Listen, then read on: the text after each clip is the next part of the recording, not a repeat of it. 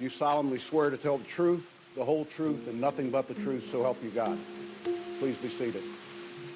This week, James Comey described a president who wanted something, whose handshake came with strings attached. It's my judgment that I was fired because of the Russia investigation. The endeavor was to change the way the Russia investigation was being conducted. That is a very big deal. To Team Trump, Comey is the liar, a self-serving leaker with a deep state agenda. It is overwhelmingly clear that there have been and continue to be those in government who are actively attempting to undermine this administration. We're under siege. You understand that. It all comes down to who you trust, a career Washington bureaucrat or Donald Trump. And millions of Americans still got to believe in the president.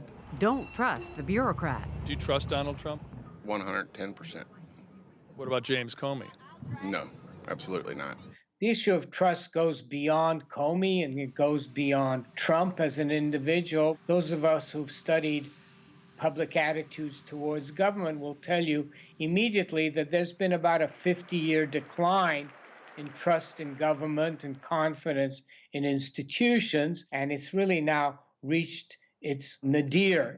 Extensive public polling over decades shows a steady decline in the U.S. public's trust in everything from government, Congress, public education, and the media. In fact, most institutions.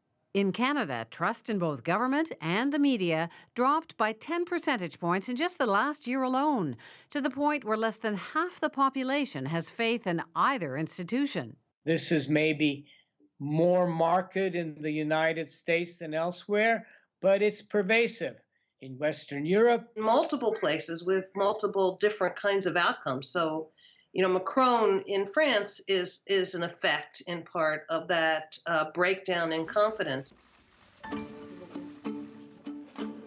The French election, you have the two major parties, the parties that have alternated power for 50 years or more, both dumped into the dustbin of history, at least temporarily. Brexit is in part a response to that. We got our country back! The UK's vote last year to leave the EU, a public defiance of experts, politicians, business leaders, the entire establishment. And last night, people in Britain turned expectations upside down, denying British Prime Minister Theresa May the resounding victory she sought with that snap election.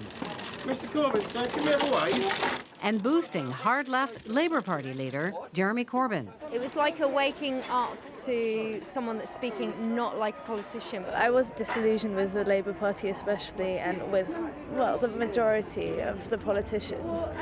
And Jeremy Corbyn, I feel, is like a completely different thing. Politics has changed, and politics isn't going back into the box where it was before. I am your voice. And then there's Donald Trump. Trump campaigned as an avatar of the public's lack of faith in American institutions. Let me tell you, the people don't trust you, and the people don't trust the media. And the more those institutions recoil, the more faith supporters have in him. He's got so many on the left and the right that are fighting him. The press has gotten it wrong all along. They've always gotten it wrong, and they've got it wrong again because he knows exactly what he's doing. The cause of the decline in political trust is hard to pin down. But a history of scandal and crisis doesn't help. If you look at the U.S. from 1964, let's highlight the main events. 1, you had the war in Vietnam. 2, you had urban riots. 3, you had conflict over civil rights. 4, you had Watergate. 5, you had the Iranian hostage crisis and stagflation. Did you make a mistake in sending arms to Tehran, sir? No. Iran-Contra in the 80s. Bill Clinton's impeachment trial in the 90s. I will revert to my former statement. In the 2000s, Afghanistan and Iraq, then the global financial meltdown. In Canada, there were cases of hushed-up cash to politicians from Brian Mulroney to Mike Duffy. None of it good for public trust. If you're a rational person and I ask you the question, do you trust the government to do what is right most of the time, what are you supposed to say? But the history of measuring public trust in institutions, may be distorting the way we see it. Although we look at America through different eyes, there are many insights into the essence of our moving and growing nation that we share. When we talk about the decline in trust, we start at a point when trust may have been higher than it's ever been in the post-World War II era, which is when these surveys really generally begin. When the economy was pretty sound, it was a very different period of time. It was a remarkable period of time. I suspect that if we had the capacity to do surveys back into the 19th century and followed them around, we would see that this is a cyclical problem. How institutions regain trust is a riddle, but the data offers clues. If you want to look at the data, public trust in government in the American case from 1964 until the present time shot up. There was this big uptick right after 9/11. A national crisis may be an opportunity, as long as institutions succeed in dealing with it.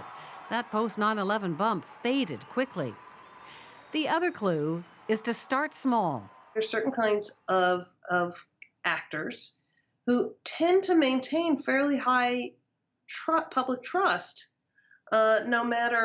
despite these sort of cyclical waves. One of the things you find is that people have more trust often in their local governments than in the national government, in particular agencies that deliver benefits to them successfully. So maybe you can think in terms of building trust from the bottom up. Because after all, sort of politics for most people is really up close and personal. The entire thing has been a witch hunt. For better or for worse, politics is also in chaos.